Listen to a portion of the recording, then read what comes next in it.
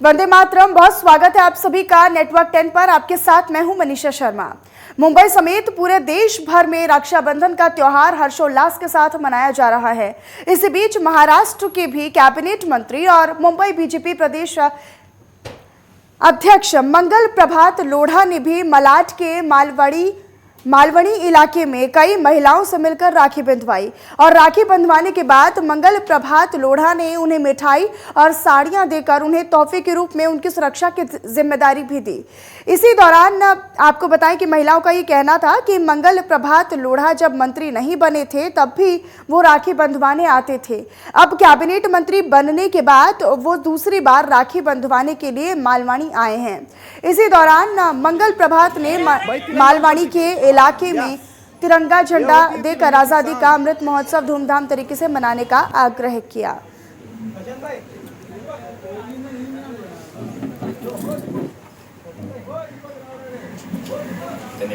राखी का उत्सव भाई का वचन है बहन को कि तुम्हारी सुरक्षा की जिम्मेदारी मेरे ऊपर है।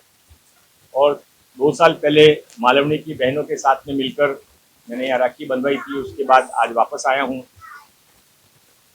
मालवनी के बहनों को सुरक्षित वातावरण मिले, उनके बच्चों को अच्छा पढ़ाई करने का मौका मिले, ये सारे हिंदू समाज ने, मुंबई नहीं सारे देश के हिंदू समाज ने इस जिम्मेदारी को स्वीकारा है। और उसी तहत मैं आज अपनी बहनों के पास में राखी बंधवाने आया हूँ। हम सब 5 बहनों ने उनको राखी बांधी है क्योंकि वो हमारे है ना संघर्ष में हमारे भाई बड़े भाई के साथ में साथ वो खड़े रहे और वो संघर्ष हम लोग का पूरा हो गया। उस संघर्ष में आपके साथ हम कल जाने वाले थे लेकिन उन्होंने बोला नहीं आप मत आओ, मैं खुद आऊंगा आपके पास। अरे इतने बड़े मन के वो भाई हैं कि सच्ची में वो है ना भाई भाई बोलते हैं ना, वो भाई है वो।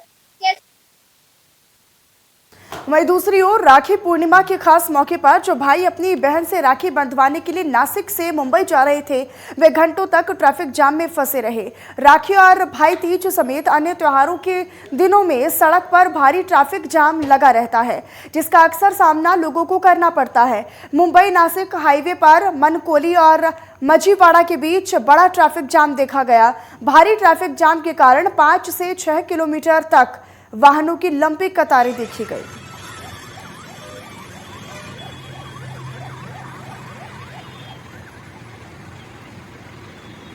रवि पाटिल हमारे सहयोगी हमारे साथ फोन लाइन पर जुड़ चुके हैं। रवि, देखिए ये पहला मामला नहीं है, इससे पहले भी जब तीज त्योहार आते हैं तो लोगों को इसी तरह से जाम का सामना करना पड़ता है। आखिरकार प्रशासन की तरफ से कोई कदम क्यों नहीं उठाए जाते हैं?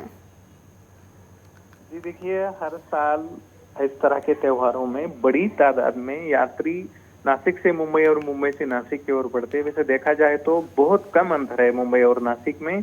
तो कई ऐसे लोग हैं जिनके परिजन मुंबई में जॉब करते हैं लेकिन रहते नासिक में हैं, या फिर कोई रहता नासिक में है तो काम के लिए मुंबई उसके काम पर वो जाता है। तो इन त्योहारों के दिनों में खासकर इस बार तो बात ऐसी हुई है कि आज का एक दिन अगर छोड़ दिया जाए तो रक्षाबंधन से लेकर तो आने वाले बुधवार यानी 17 अगस्त तक लगातार छुट्टियां हैं। एक स्वतंत्रता दिवस अगर छोड़ दिया जाए कामकाज का तो लगातार छुट्टियां होने की वजह से यात्री भी काफी मात्रा में इस मार्ग से अपने यातायात पर जुड़े हुए हैं। लोग गाड़ियों में सफर कर रहे हैं और इतनी ट्रैफिक इस पर बढ़ चुकी है कि अब यहाँ से निकलना, जो कि नॉर्मली अगर यहाँ से आप 2-2.5 घंटे में मुंबई जा सकते हैं, तो इस भीड़ में 5-5 घंटे एक एक यात्री को अपनी गाड़ी में बैठकर ट्रैफिक को खुला होने का इंतजार करना पड़ा है। इतनी स्थिति जो है यहाँ पर बनी हुई है। लेकिन रवि, ऐसे में सवाल ये है कि दिक्कत कहाँ पर है? आखिरकार क्यों लोगों को इतनी लंबी कतारों में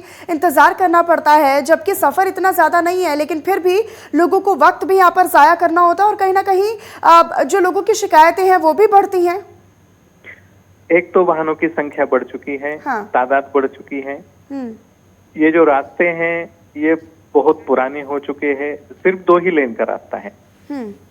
अब 2 वे लेन पर इतनी बड़ी तादाद में अगर लोग बाहर निकल जाएंगे, यानी मुंबई और नासिक के आधे आधे भी लोग अगर बाहर निकल जाते हैं तो फिर वो रास्ता जो है वो कम पड़ जाता है। इतनी गाड़ियां बढ़ जाती है और ये छुट्टी त्योहार के ही मौके पर होता है, वरना आम समय पर आवाजाही में ट्रैफिक तो लगा रहता है, लेकिन ठीक रवि, इतनी यानी कि दिक्कतें निश्चित नहीं तौर पर ट्रैफिक व्यवस्था को और मजबूत होने की जरूरत है यहाँ पर, ताकि लोगों को इस तरह की कतारों में ना लगना पड़े। बहरहाल बहुत धन्यवाद रवि आपका इस तमाम जानकारी के लिए।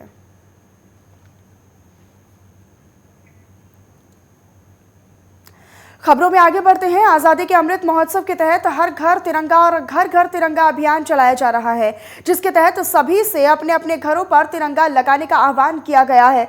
वहीं नासिक जिले के नासिक रोड नगर निगम संभागीय दफ्तर में भी तिरंगा खरीदने के लिए लोगों की संख्या में लगातार इजाफा हो रहा है।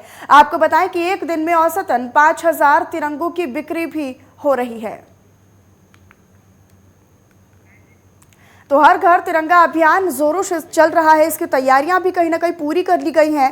रोजाना करीब 5000 तिरंगों की बिक्री यहां पर हो रही है। निश्चित तौर पर एक बड़ी कामयाबी है, बड़ी सफलता है, जिस उद्देश्य से यहां पर आज़ादी का अमृत महोत्सव मनाया जा रहा है। पूरे देश भर में अलग अलग जगहों पर, कई जगहों पर निःशुल्क तिरंगे भी वितरित किए जा रहे हैं। लेकिन जो कहीं ना कहीं जो छोटे व्यापारी हैं, कपड़ा व्यापारी हैं, उनको इससे काफ़ी ज़्यादा फायदा हो रहा है। रोज़ाना की संख्या में अगर हम बात करें तो 5000 की संख्या में रोज़ाना तकरीबन ये जो तिरंगे हैं उनकी बिक्री हो रही है महाराष्ट्र के नासिक जिले में।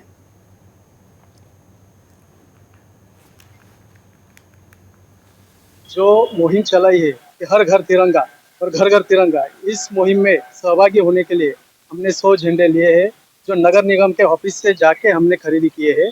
जो हर नागरिक का कर्तव्य है कि वो अपने घर पे हर तिरंगे को लहराए, और हमें जो उपलब्धि दी है प्रधान, और उनके बहुत बहुत आभारी है। नासिक जिले में स्वतंत्रता के अमृत महोत्सव के उपलक्ष्य में स्वराज्य महोत्सव के तहत जिला प्रशासन, पुलिस, नगर निगम, जिला परिषद की तरफ से शहर के विभिन्न हिस्सों से प्रभात फेरी निकाली गई। दरअसल इसमें शहर की विभिन्न पाठशालाओं के करीब 5000 छात्रों ने भाग लिया। केंद्रीय रेल मंत्री राव साहेब दानवे, राजस्व विभाग के आयुक्त राधाकृष्ण गेम, जिला कलेक्टर गंगाधरण डी, पुलिस अधीक्षक सचिन पाटिल और शहर के अलग अलग क्षेत्रों के प्रतिष्ठित देशभक्तों और विभिन्न स्कूलों के छात्रों ने इसमें भाग लिया। आपको बताएं कि हजारों छात्रों ने हाथों में तिरंगा, राष्ट्रीय ध्वज लेकर भारत माता की जय के नारे भी इस दौरान लगाए।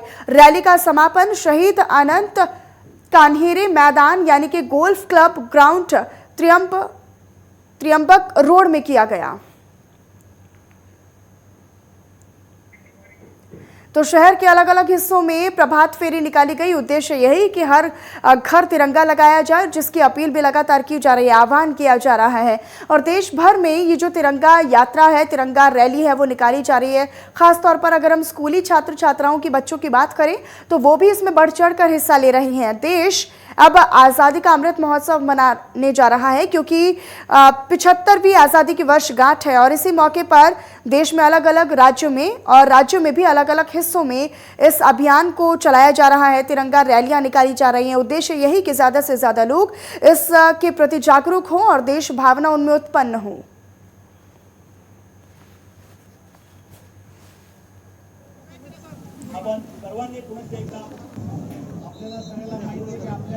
स्वातंत्र्य मिळून 75 वर्ष झालेले आहेत आणि या निमित्तानं आपण या देशाचा अमृत महोत्सवी कार्यक्रम या देशाच्या पंतप्रधानांनी घोषित केलेला आहे। चंद्रपुर जिले के ब्रह्मपुरी का लाडुज गांव बारिश के चलते बेहाल है। दरअसल प्रशासन की अनदेखी से लोग खुद ही रेस्क्यू अभियान में जुटे हैं और नाव के सहारे खुद को बचा रहे हैं। दरअसल आपको बताते चले कि बारिश और बाढ़ के चलते गांव एक द्वीप बन चुका है। रणमोचन, खरकला, पिंपल गांव, चिखल गांव, जुगनाला, मंगली और तालुका के लगभग सभी गांव बाढ़ की चपेट में हैं। बाढ़ का पानी इलाकों में जाने से घरों को और खेती को भी नुकसान पहुंच रहा है। तो लगातार हो रही मूसलाधार बारिश और बाढ़ का खतरा भी गांव में बना हुआ है। घरों में पानी घुस आया है और साथ ही साथ यहां पर लोगों को भी कहीं ना कहीं बीमारियों का खतरा भी बना हुआ है। खेती को भी खास नुकसान यहां पर पहुंचा है। तो चंद्रपुर के एक गांव में बाढ़ के हालात यहां पर बन चुके हैं। यहां पर किसानों को भी और उनकी जो खेती है उसको भी खास नुकसान पहुंचा है। तो महाराष्ट्र के चंद्रपुर का ये पूरा हम आपको तस्वीरें भी लगातार दिखा रहे हैं, किस तरीके से जो लोग हैं वो यहाँ पर बेहाल नज़र आ रहे हैं, बदहाल नज़र आ रहे हैं, क्योंकि जो बरसाती पानी है वो उनके घरों में घुस आया है। फिलहाल यहाँ पर वक्त एक छोटे से ब्रेक का हो चला है, बने रहिएगा नेटवर्क 10 के साथ।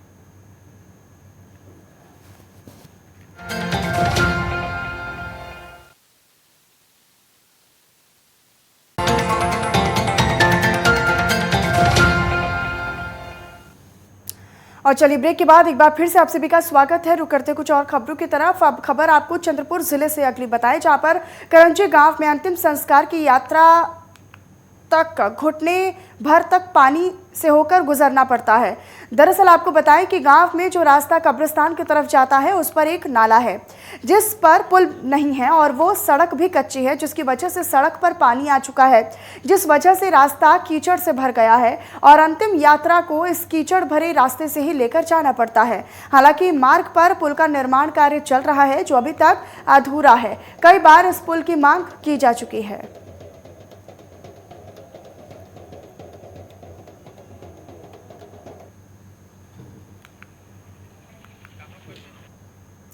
बारह ज्योतिर्लिंग में से एक पुणे के भीमा शंकर का नाम भी आता है। भीमा शंकर का नाम 6 नंबर पर लिया जाता है। हालांकि भगवान शिव की अलग अलग कथाएं भी सुनाई और कही जाती हैं। सावन महीने में भीमा शंकर में बहुत भीड़ देखने को मिलती है। यहाँ लगभग हर रोज 50 से 60 हजार भक्त दर्शन के लिए पहुंचते हैं, लेकिन सोमवार के दिन यही आंकड़ा 2 लाख के करीब पहुंच जाता है। बड़ा तीर्थ स्थल होने के बावजूद भी यहाँ पर सुविधाओं का अभाव है। यहाँ पर कचरा रास्ते पर पड़ा दिखता है।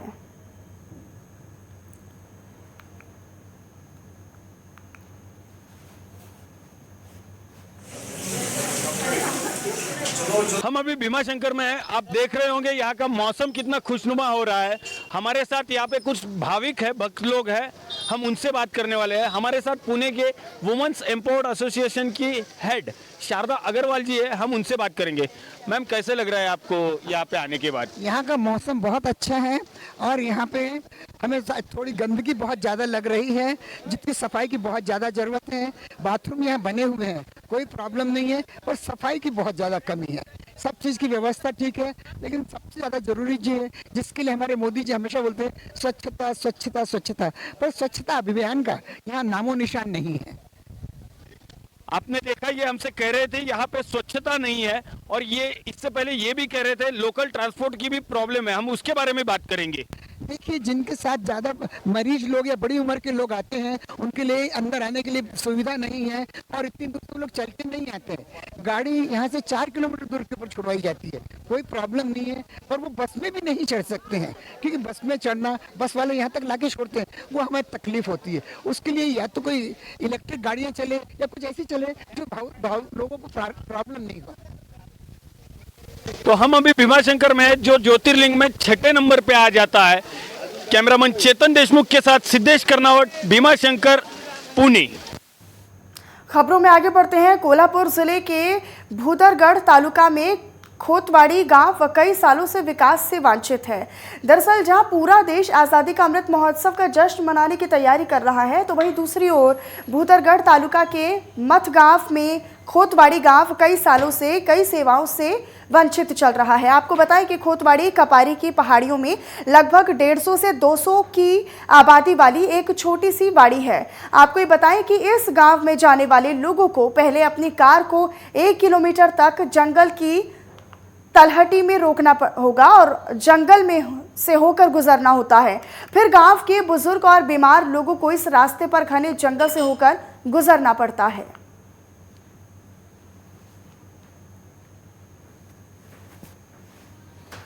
पण ते पावसाच्या याच्यामुळे ते राहत नाही, सगळं तुटून गेलं। आता हे परिस्थिती बघा आता या रस्त्याची काय आहे ती, तिथून मोटरसायकल घरापर्यंत जात नाही, कुठलीच सोय नाही इथं। तर आम्ही जिल्हा परिषदेच्या सदस्याकडे गेलो, सभापतींनी गेलो, सभापती म्हणतात करूया, जिल्हा परिषद म्हणते करूया, आमदार म्हणतात करूया, तुम्हाला बजेट टाकलंय। अशी बजेट टाकून 25 वर्ष बजेट टाकलं आमच्या रोडला, रोड काय आजपर्यंत क्लिअर झालेला नाही। यवतमाल जिले में 75 मीटर लंबी राष्ट्रीय ध्वज रैली निकाली गई और इसी दौरान रैली में कलेक्टर और पुलिस अधीक्षक समेत छात्रों ने भी हिस्सा लिया। आपको बताते चले कि रैली में जिलाधिकारी कार्यालय से शुरुआत की गई। इस रैली की और रैली 5 कंदिल चौक, महात्मा फुले चौक, तहसील कार्यालय, नेताजी मार्केट और संविधान चौक से होकर निकली।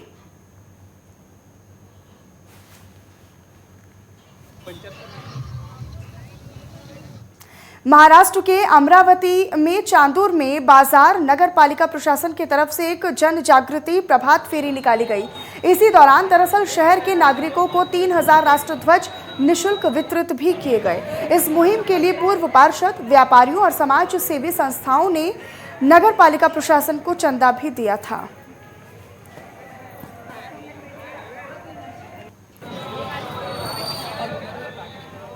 आज़ादी के अमृत महोत्सव के तहत आज वसई विरार शहर महानगर पालिका के फायर ब्रिगेड ने शहर के सभी क्षेत्रों में रैली निकाली, जिसकी शुरुआत नाला सोपारा के विधायक क्षितिज ठाकुर के हाथों की गई और इसी दौरान मनपा आयुक्त अनिल पवार समेत अधिकारी वर्ग उपस्थित रहे। दरअसल ये रैली विरार मुख्य कार्यालय से होकर नाला सोपारा, नवघर और माणिकपुर से होकर वसई गांव के मनपा विभागीय कार्यालय में खत्म हुई। आपको बताते चले कि क्षेत्र के सभी जगहों पर फायर ब्रिगेड के जवानों के स्वागत के लिए स्कूली विद्यार्थियों समेत पूर्व महापौर प्रवीण शेट्टी और पूर्व नगर सेवक, साथ में शिक्षक भी मौजूद रहे।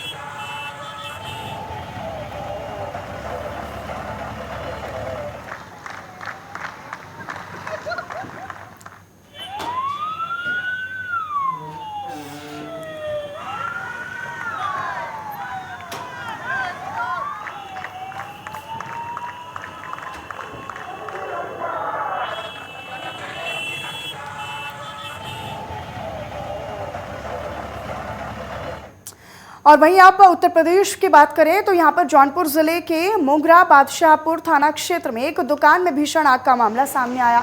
दरअसल बताया ये भी गया कि दुकान में शॉर्ट सर्किट हो जाने से ये आग लगी। भीषण आग में 2 लाख नकदी समेत 60 लाख का सामान जलकर खाक हो गया। आग के तांडव से घर की छत और दीवारें भी फट गई, जिसके बाद घटना की जानकारी फायर ब्रिगेड की टीम को दी गई। जानकारी मिलते ही फायर ब्रिगेड ने घटनास्थल पर पहुंचकर 4 घंटे की कड़ी मशक्कत और मेहनत के बाद आग पर काबू पा लिया। तो फायर ब्रिगेड की टीम को फौरन बुलाया गया और उसके बाद कड़ी मेहनत और मशक्कत के बाद आग पर काबू पाया गया और कारण शॉर्ट सर्किट बताया जा रहा है, जिसके चलते इसमें दुकान में आग लगी थी और फायर ब्रिगेड ने आग पर काबू पा लिया।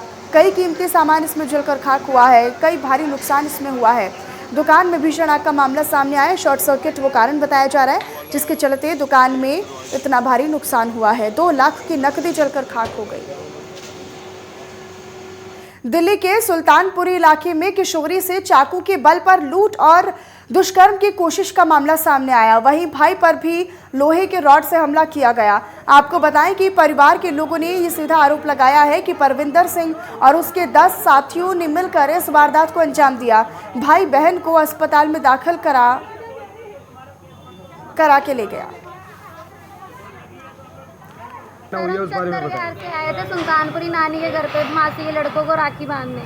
8-10 लड़के थे, पीछे हमारे आ रहे थे, हमें पता ही नहीं था। पहले तो उसने मेरी चेन तोड़ी है गले में से यहाँ से, फिर मेरे को खींच के सारे लड़के यहाँ पे भी है, फिर मेरे को खींच के लड़के सारे मेरे को गाड़ी में बिठा रहे थे। 2 को तो वो बोल रहा था जीजा इसको पकड़, जीजा इसको पकड़। एक मेरे भाई को सर पे मार दिया, दूसरे को चाकू मार दिया।